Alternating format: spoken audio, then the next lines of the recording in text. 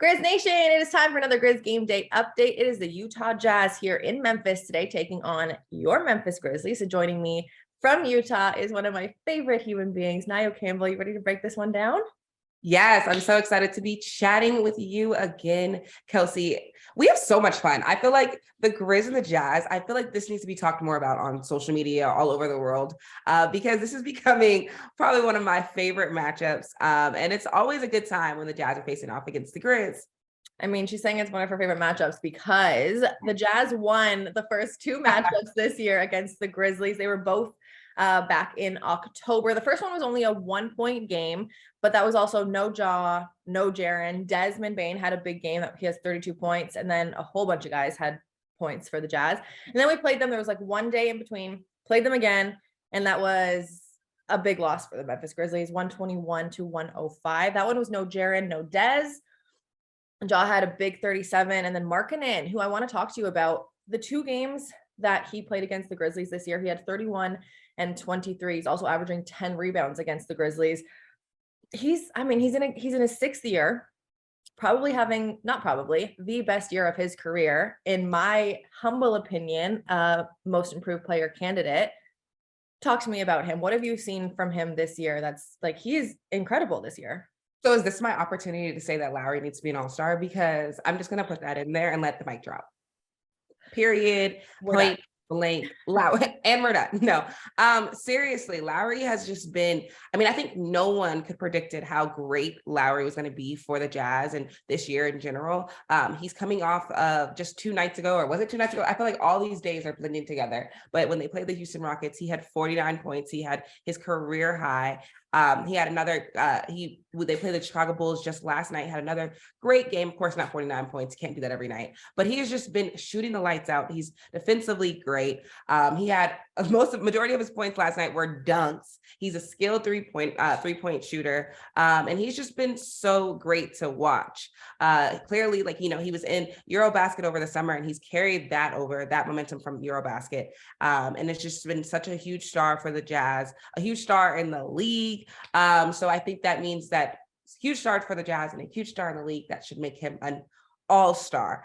But yeah, no, he's just been so great to watch. I can't wait to see what he does tonight against the Grizzlies. Like you said, he had 2 great games earlier in the season with help from a few guys, of course. But yeah, Lauri Markkanen has just been shooting the lights out. And I agree with you. He is definitely my candidate for most improved player, but I wonder if I'm just a little biased. But I think the stats say it. If you're watching, you have to be watching basketball right now. You have to be watching the Jazz because they keep you on the edge of your seat. And Lauri has been kind of at the center of that.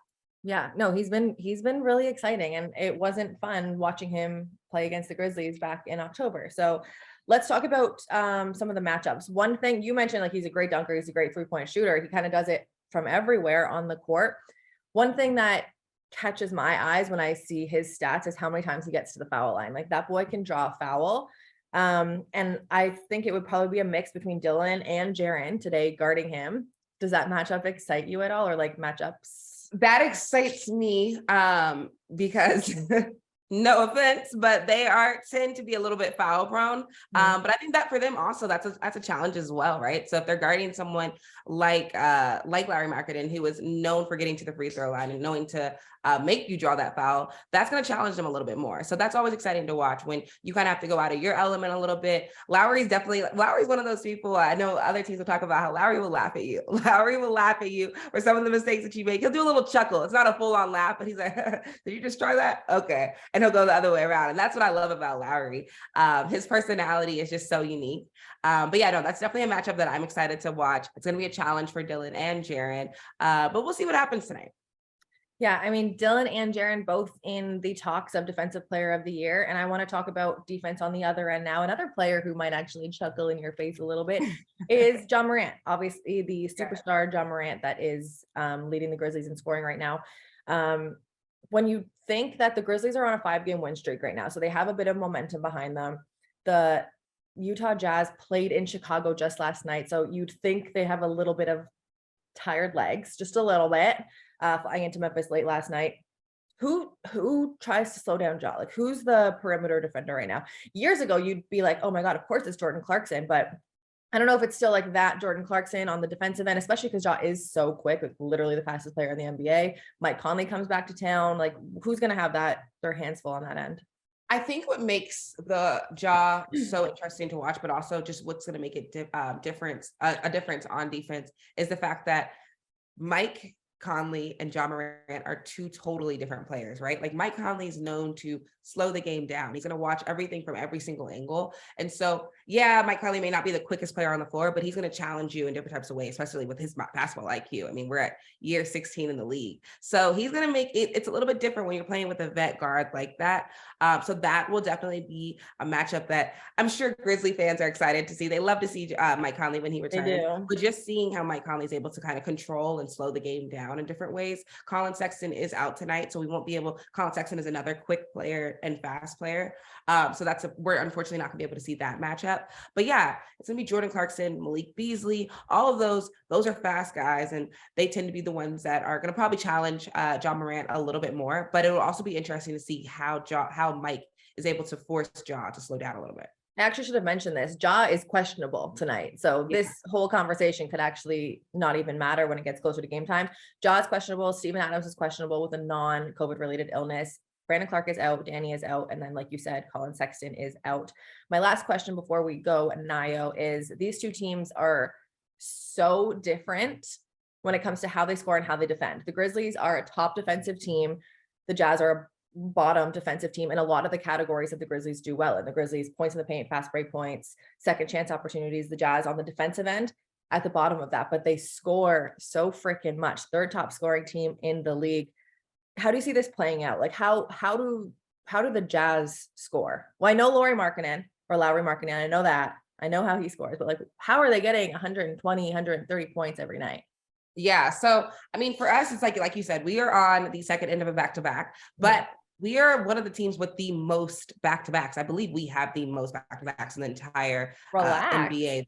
Yeah, it's a lot of back-to-backs, but that also, for me, I get upset about that. But at the same time, at this point, our guys are kind of used to that. They're used to having to go on the road, and chances are they're having to really not stay that night in that city or have to be in that city or immediately and then have a game later on that day. We had a game just last night at 7 p.m. and now we're playing at 4 p.m. Mountain Time. So it's a pretty quick turnaround. But one thing about our guys is that we're super resilient. We're a young team. And so we also have a little bit of a chip on our shoulder, just like you all, because you all lost 2 games against us. So there's 2 chips. I'm not throwing any shade. I'm not throwing any shade. I'm just saying, I'm just reciting the facts. Okay.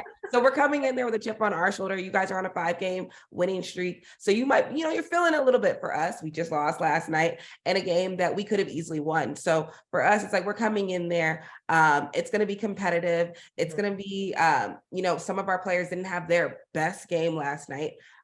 So you're going to have to see our guys they're a little bit of vengeance. There's a little bit of, okay, we got to prove people wrong. We didn't do well last night, but I'm not going to have 2 bad games back to back. So that's one thing that's exciting about back-to-backs, but you're right, at the same time, it's the tired legs too. So it'll be interesting tonight for sure. We're going to have to see a surge in scoring, which was really, really helpful from Kelly Olynyk when we played the Memphis Grizzlies early in the season. I always got to say Kelly just because that's your family. That's one of your favorite players in the league. I don't know if you're allowed to pick favorites on this thing. Yeah, he's on there. Okay, so we're allowed. Okay, just making sure folks are known. One of your favorites in the league, and he was super helpful the last time they played. Jordan Clarkson will be helpful in terms of scoring. Malik Beasley, when he gets hot, he's hot. He didn't have a great scoring night last night. Another person that I can also mention, Ochai Agbaji, our rookie. You all didn't really get to see him much earlier this season because he was spending a lot of his time down at the G League, but now he's come off. He's had 2 career nights. He just had a 19-point game just last night. And so with shooting 3 3-pointers. So yeah, we have some talented guys out there. Scoring will be helpful because we are top scoring in the league. And so that's going to just be something to watch. We have a lot of different weapons and that is something to be on the lookout for. Let's go. The game tips off today at 5 p.m. if you are watching here in Memphis. That's 4 p.m. If you 4 p.m. Mountain Time. 4 p.m. if you're watching over in Utah. Nayo, thank you so much for your time. I get to see you at All-Star so soon. Oh my God, it's so soon. So soon. And Grizzlies fans, you can watch this one on Bally Sports at the East and the Bally Sports Plus app.